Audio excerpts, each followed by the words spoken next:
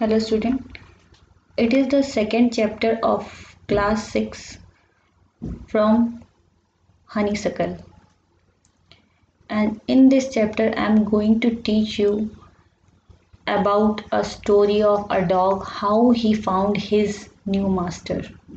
So let's start now. चलिए chapter देख लेते हैं। सबसे पहले चैप्टर के बारे में, चैप्टर का नाम देख लेते हैं पहले। How the dog found himself a new master. किस प्रकार से डॉग ने प्राप्त किया अपने लिए, हिमसेल्फ मीन्स अपने लिए, स्वयं के लिए एक नया मास्टर। सबसे पहले बिफोर चैप्टर देख लेते हैं। Before you read, you may know, आपको पता है कि डॉग और वुल्फ जो होते हैं बिल्कुल क्लोजली रिलेटिव होते हैं, बिल्कुल आपसी संबंध होता है उनमें, दिखने में एक जैसे होते हैं ये। You may also know something, आप इन लोग के बारे में जान रहे हैं कुछ चीज़ें कि बहुत सेंचुरीज से, यानी लाखों शताब्दियां बीत गई, जो ह्यूमन थे उन्हें डोमेस्टिकेटेड यानी पालतू जानवर रखने का शुरुआत से शौक था। मतलब पालतू जानवर, जैसे जंगली जीवन जो वो बिताए थे, तब भी वो वाइल्ड एनिमल अपने पास एज अ पेट रखते थे। हियर इज अ स्टोरी, यहाँ पे एक स्टोरी है डॉग की कि वो किस तरीके से एक पालतू जानवर बनता है। चलिए जल्दी से देख लेते हैं स्टोरी को। Okay, first paragraph. Dogs were once their own master and lived the way wolves do, in freedom, until a dog was born who was ill pleased with this way of life. एक बार की बात है कि जो dog जो थे, कुत्ते, वो चाहते थे कि उनका खुद का मास्टर हो। ओन मास्टर मतलब स्वयं के लिए मास्टर चाहते थे, और वो रहते थे उसी प्रकार से जैसे कि भेड़िए रहते हैं आज के समय में, बिल्कुल आज़ाद, उन पर कोई रोक टोक नहीं थी। जब वो पैदा हुए थे, यानी उनका जब इतिहास, यानी वो जब जीवन उन्होंने जीना प्रारंभ किया, तभी से वो लोग बहुत ज़्यादा इल प्लीज, मतलब दुखी होना, ये मतलब आप कह सकते हैं पुरानी सभ्यता को निभाते निभाते बहुत ही दुखी हो गए थे जीवन से, और वो आज़ाद नहीं रहना चाहते थे, किसी न किसी के अंडर रहना चाहते थे। He was sick and tired of wandering about by himself, वो बिल्कुल थक चुके थे। एक डॉग की बात है कि वो बिल्कुल थक चुका था और बिल्कुल निराश हो गया था, बीमार टाइप का हो गया था। सिक मीन्स होता है बीमार हो जाना, एंड टायर्ड ऑफ वॉन्डरिंग, और थक गया था। वॉन्डरिंग मतलब इधर उधर घूम घूम कर। About by himself, looking for food and being frightened of those who were stronger than he, अपने लिए खाना तलाश रहा था वो, और वो जानवरों से फ्राइटेंड मतलब डरा हुआ था, उन जानवरों से जो कि उससे ज़्यादा शक्तिशाली थे। स्ट्रॉन्गर मीन शक्तिशाली होना। सेकेंड देखिए paragraph. He thought it over and decided that the best thing for him, उसने सोचा कि वो जल्दी ही इसे ख़त्म कर देगा, और उसने निर्णय लिया कि वो अपने लिए बहुत अच्छी चीज़ तलाश निकालेगा। वो क्या चीज़ थी? Become the servant of one who was stronger than any one on the earth, वो ऐसे शक्तिशाली जीव का जो है वो सर्वेंट बन जाएगा, नौकर बन जाएगा, जो कि इस धरती पर, इस अर्थ पर सबसे ज़्यादा शक्तिशाली हो। ऐसा वो एक मालिक जो है वो तलाशेगा। And he set out to find a such a master, और निश्चित रूप से उसे ऐसे मास्टर की तलाश थी, तो वो निश्चित हो गया कि वो शीघ्र ही ऐसा मास्टर अपने लिए तलाश लेगा, अपना स्वामी ऐसा तलाश लेगा। Third paragraph. He walked and he met a kinsman of his, वो चलता गया और फिर वो मिला अपने ही किन्समैन मीन्स होता है रिलेटिव, जो उन्हीं के जैसा दिखने में था और उनका रिलेटिव था। कौन था वो? अ बिग वुल्फ, एक बड़ा भेड़िया, मतलब सबसे पहले वो एक भेड़िए से मिलता है। Who was as strong as he was fierce, वो उतना ही ज़्यादा शक्तिशाली था जितना कि फायर्स मतलब होता है खूंखार दिखना, जितना वो खूंखार जानवर था, वायलेंट था, उतना ही ज़्यादा वो स्ट्रॉन्ग भी था। Where are you going dog, the wolf asked, wolf ने यानी भेड़िए ने उस डॉग से पूछा, तुम कहाँ जा रहे हो डॉग? तब डॉग ने रिप्लाई किया, क्या देखिए, I am looking for someone to take up service with, would you like to be my master wolf.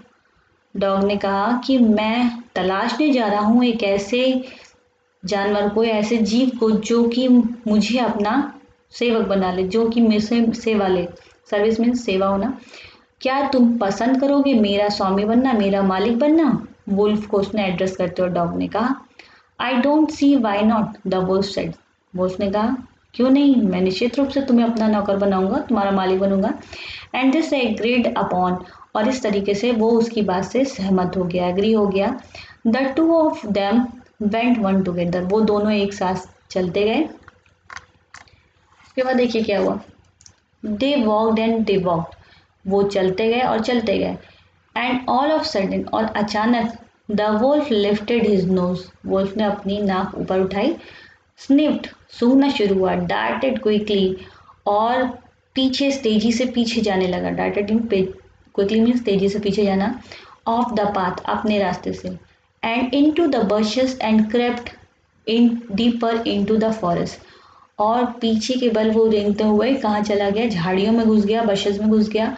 और रेंग कर, क्रेप्ट मीन्स होता है रेंग कर, यानी तेजी से दुबक कर दौड़ते हुए, डीपर मतलब गहराई में चला गया उस जंगल की।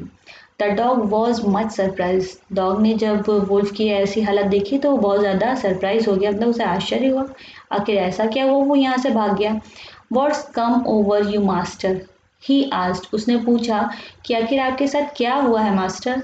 What has frightened you so, आखिर कौन सी ऐसी चीज़ है जिसने आपको इतना ज़्यादा फ्राइटेंड मीन्स डरा दिया। कैन नॉट यू सी, तब वुल्फ ने उससे कहा कि क्या तुम नहीं देख पा रहे हो, क्या तुम नहीं देख सके। देयर इज़ अ बियर, वहाँ पर एक भालू है। आउट देयर, जो कि वहाँ से बाहर आया है, दिख रहा है। And he might eat up both of us, और निश्चित रूप से वो हम दोनों को ही खा जाएगा, यू एंड मी, तुमको भी और मुझको भी। Seeing that the bear was stronger than the wolf, the dog decided to take up service with him. जब डॉग ने देखा कि वो बियर यानी वो भालू जो है वो वुल्फ से ज़्यादा स्ट्रांग है, ज़्यादा शक्तिशाली है, तो उसने निर्णय लिया कि वो अब वुल्फ की सर्विस को छोड़ करके उसकी सर्विस को ज्वाइन करेगा। And he left the wolf and asked the bear to be his master, तो उसने निश्चय करके चल पड़ा उसकी वुल्फ की सर्विस छोड़कर और बियर से पूछने कि वो उसका मास्टर बनेगा कि नहीं। The bear agreed to this readily, जब बियर ने ये बात जानी कि डॉग उसके लिए आया है उसका नौकर बनने, तो जल्दी ही उसकी बात के लिए मान गया, यानी उसने अपना सर्वेंट उसे बना लिया। एंड सेड, और उसने कहा, let us go and find a herd of cow, चलो हम साथ साथ चलते हैं और ढूंढ निकालते हैं, खोजते हैं। अ हर्ड मीन्स होता है झुंड, समूह, एक झुंड किसका, काउस का यानी गायों का। I will kill a cow, मैं एक गाय मारूंगा। And then we can both eat our fill, और तब हम दोनों उसे खाएंगे और अपने पेट को भरेंगे। आवर फिल मतलब पेट भरना। They walked on and soon saw a herd of cow, वो दोनों जो है वो चलते गए और जल्दी ही उन्होंने देखा एक झुंड गायों का। But just as they were about to come up to it, they were stopped by a terrible noise, पर जैसे ही वो लोग उन गायों के पास आ ही रहे थे, वो दोनों ही रुक गए, स्टॉप मतलब रुक गए एक भयानक शोर को सुनकर। The cows were moving loudly and running in a panic all direction. क्यों रुक गए, देखिए हो क्या रहा था, जो गाय थी वो इधर उधर, मूविंग मतलब होता है आवाज़ होती है, गायों की आवाज़ रंभाना, तो लोग चिल्ला रही थी जोर जोर से और इधर उधर दौड़ रही थी, हर डायरेक्शन में, हर दिशा में, बिल्कुल पैनिक होकर, दहशत के साथ, डर के साथ। क्या बात हो गई, बियर तो अभी पहुंचा ही नहीं था, आखिर क्यों वो लोग दौड़ दौड़ लगा रही थी, चलिए देखते हैं।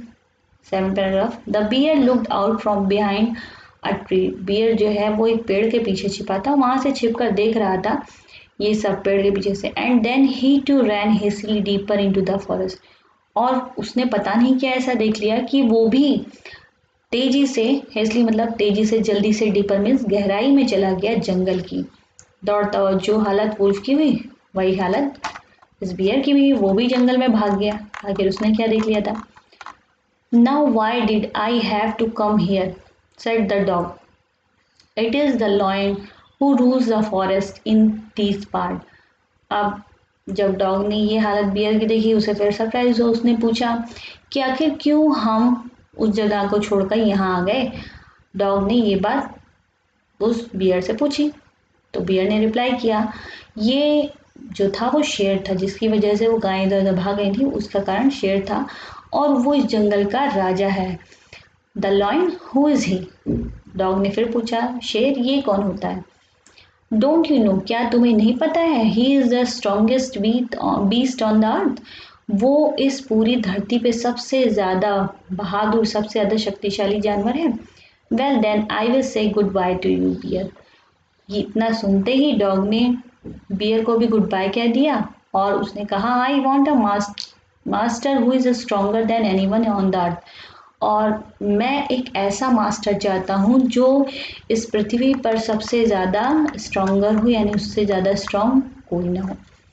ये कहकर वो वहाँ से चला गया। And off the dog went to ask the lion to be his master. Dog ने उसको छोड़ा, बियर को, और चल पड़ा लॉयन के पास अपना मालिक बनाने के लिए उसे। The lion agree to it. Lion ने जैसे उसका प्रपोजल सुना वो उससे एग्री हो गया, सहमत हो गया। And the dog stayed with him. Dog उसके साथ रहा। And served him for a long long time. लंबे समय तक वो उसके साथ रहा, शेर के साथ, और उसकी सेवा करता रहा।